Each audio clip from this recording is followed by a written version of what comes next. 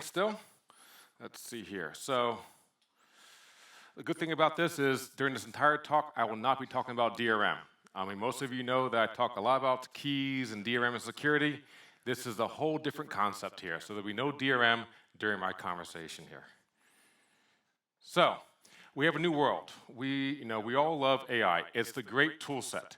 We use it for automation. We use it for translation. We use it for enhancing our content.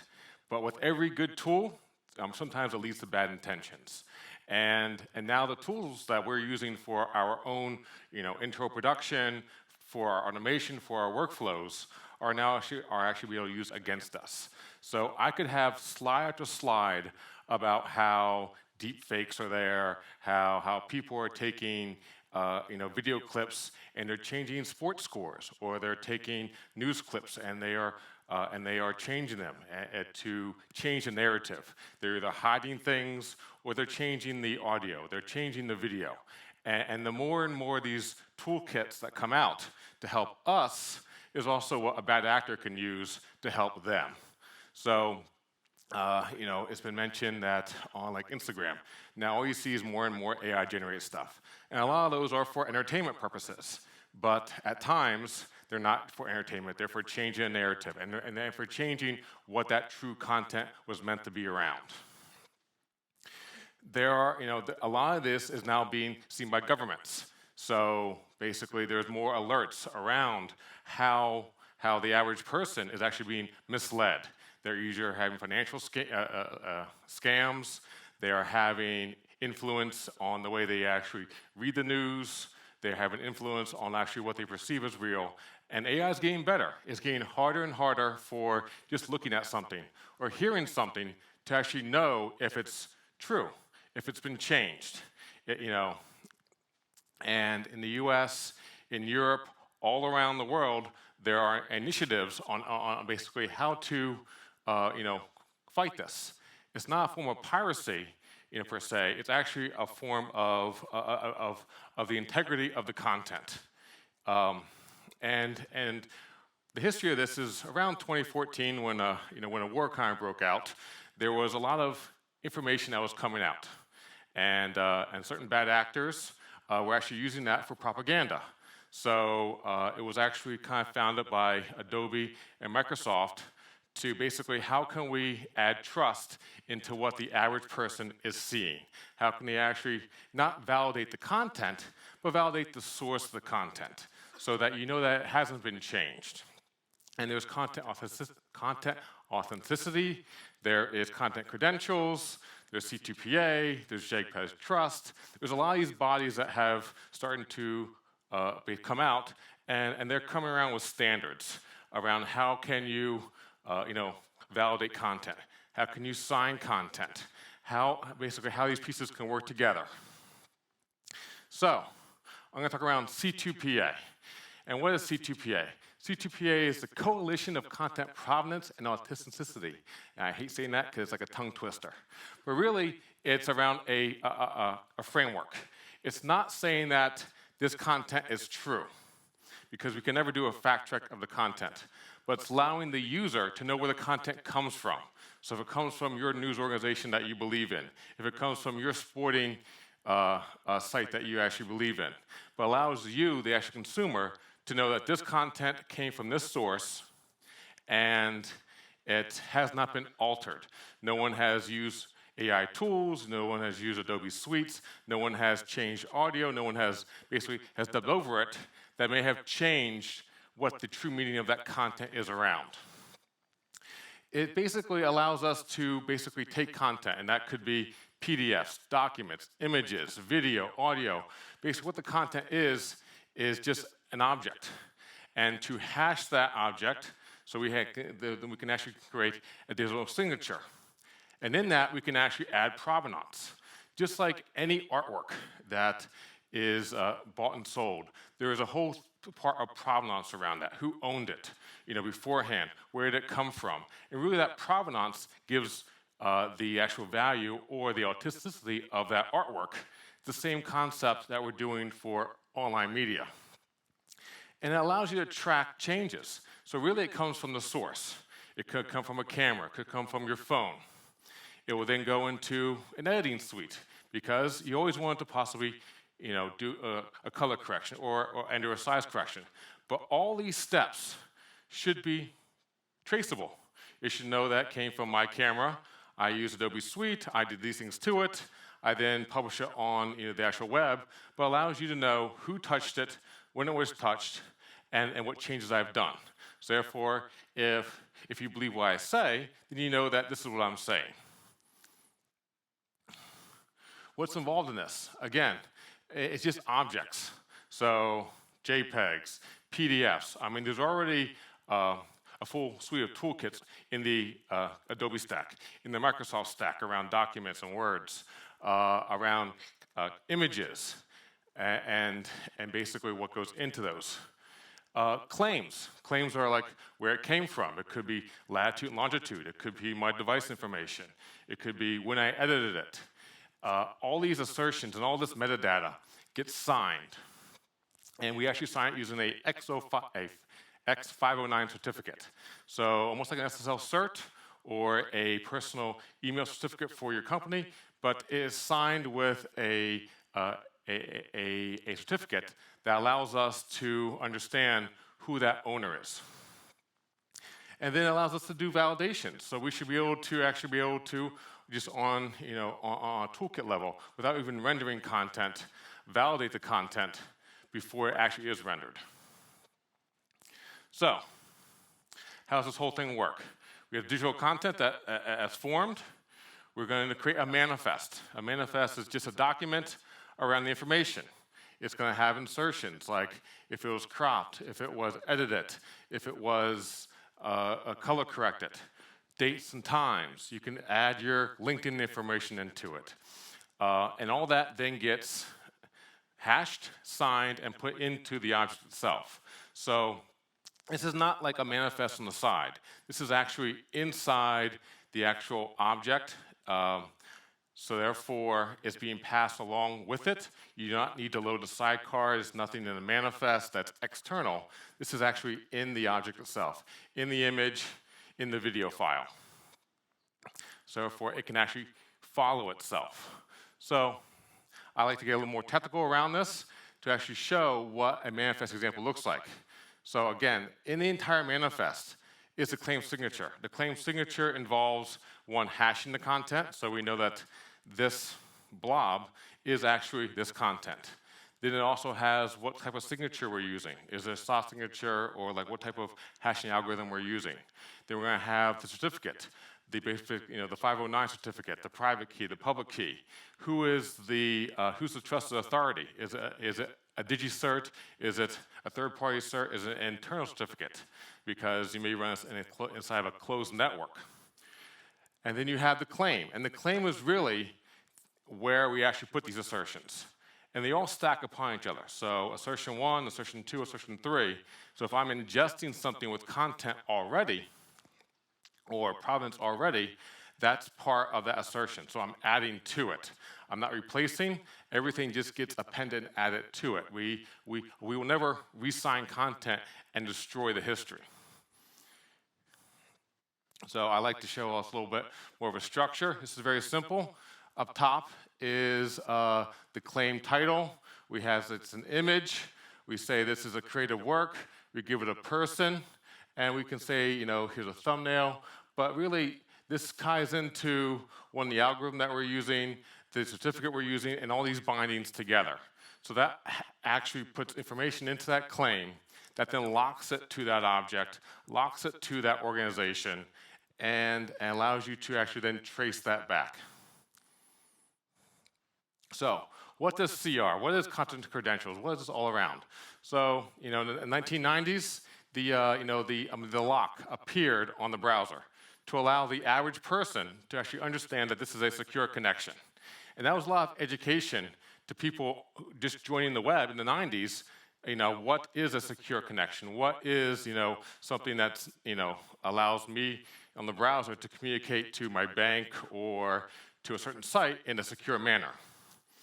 You're going to see something called a CR logo, a content credential logo, which is going to be basically the new form of the SSL. meaning that when you see that logo, that means that that content has been signed. It has provenance information around that and allows you to actually validate that. So a lot of this is coming down to not just on the business side of actually signing content, but the user side of actually understanding what they're seeing.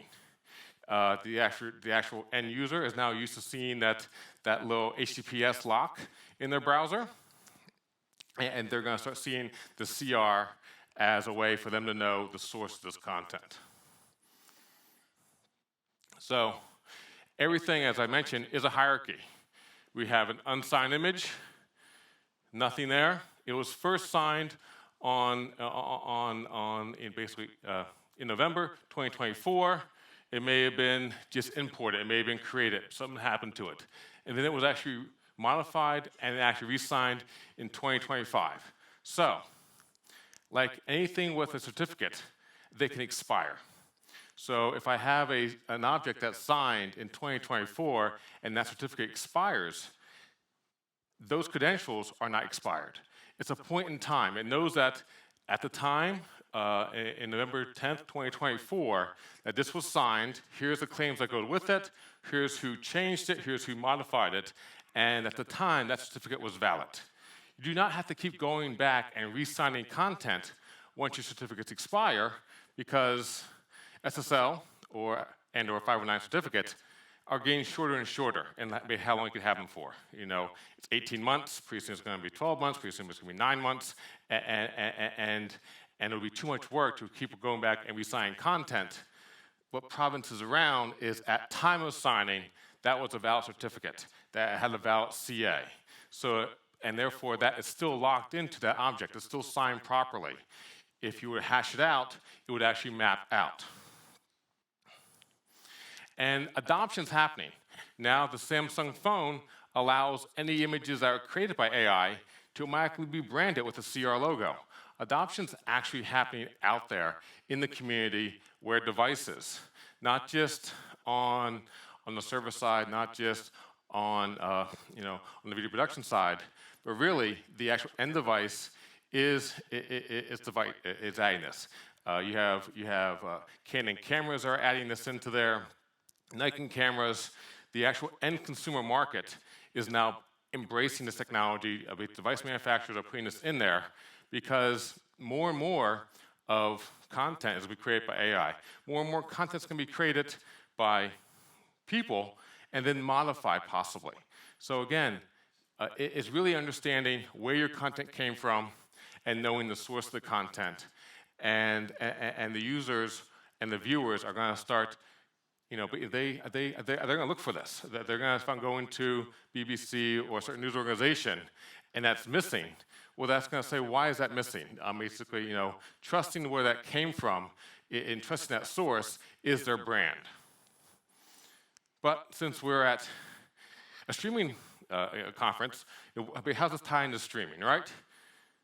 So, in video, we have these challenges. Latency and performance. You have to be able to add this stuff in a timely manner and not slow down that production chain.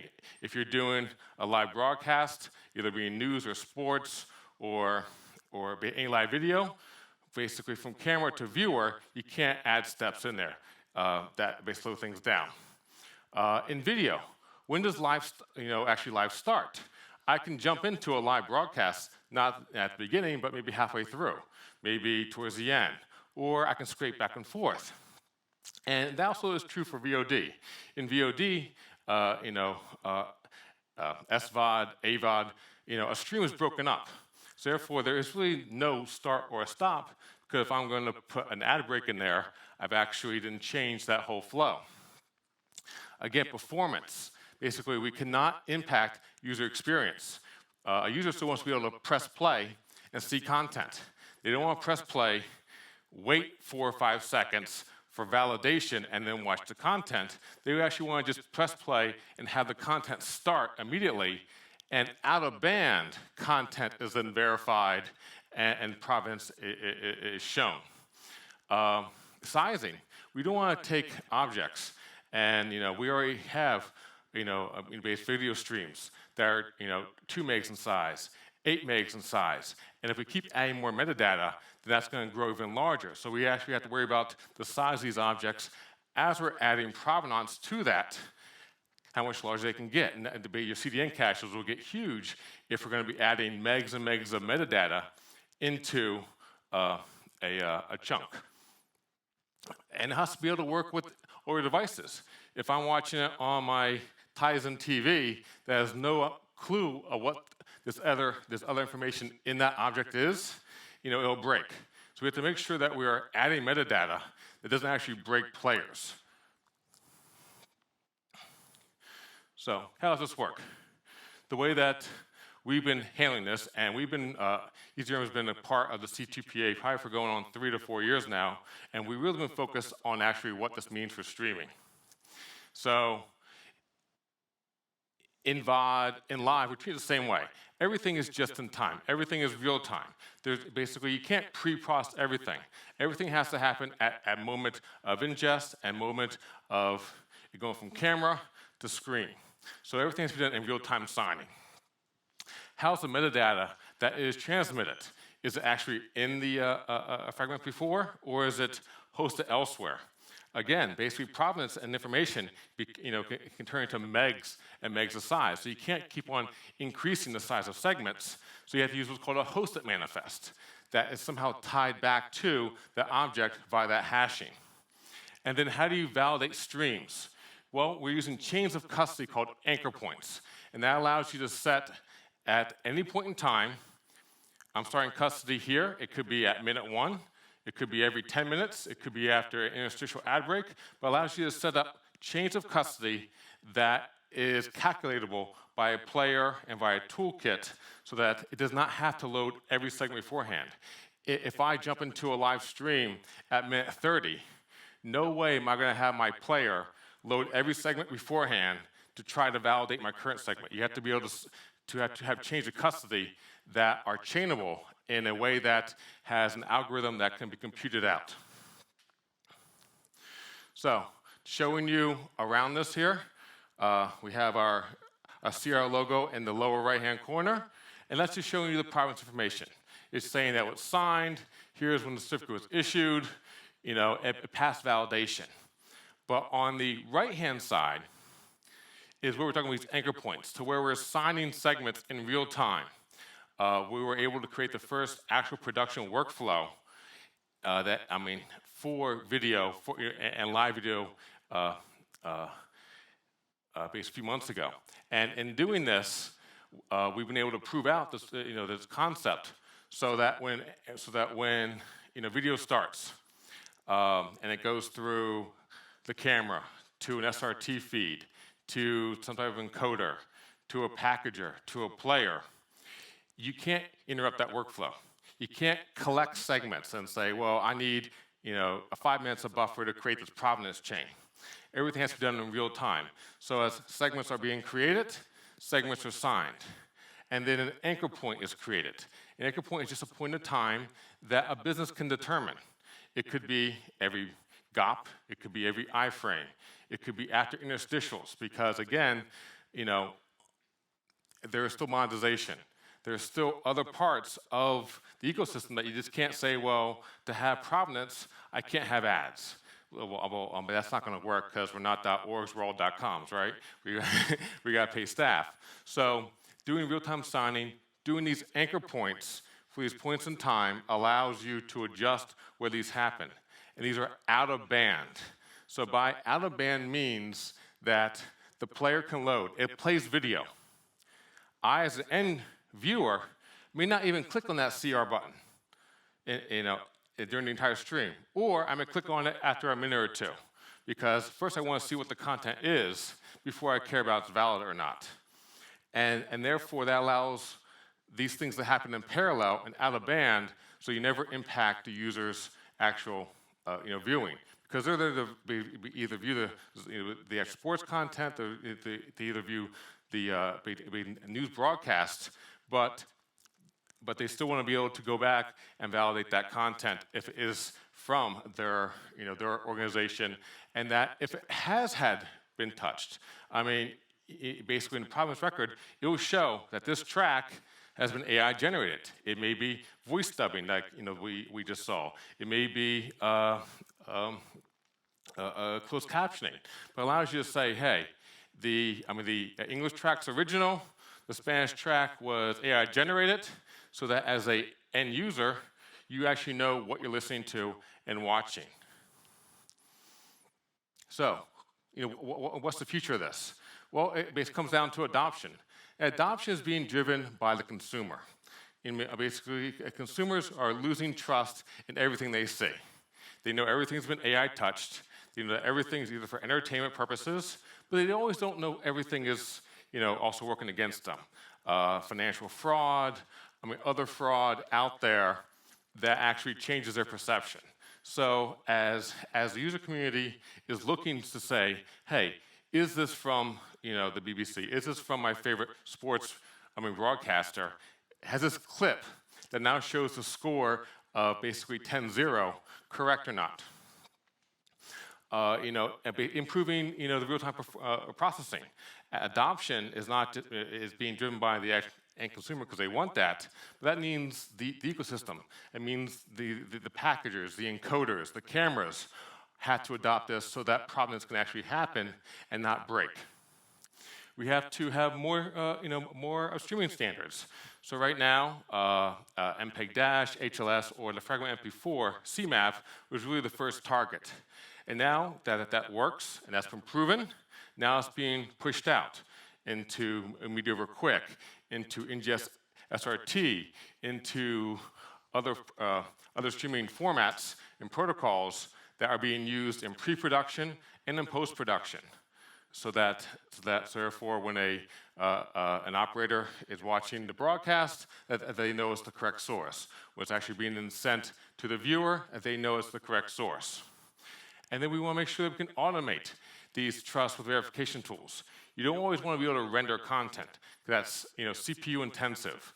That also actually may have delays. So be able to make sure that toolkits, open source toolkits, are developed so that validation can happen at every point as well. So that when you're editing content, when you're producing content in that pre-production workflow, that you're able to validate that basically you haven't broken something, you haven't modified something, and that you're passing that provenance through the system. So I thank you for your time, and I hope that was some education at a high level around what C2PA does, what content authenticity is around, what provenance is around, and later on, if you have any questions, I can always talk more about this.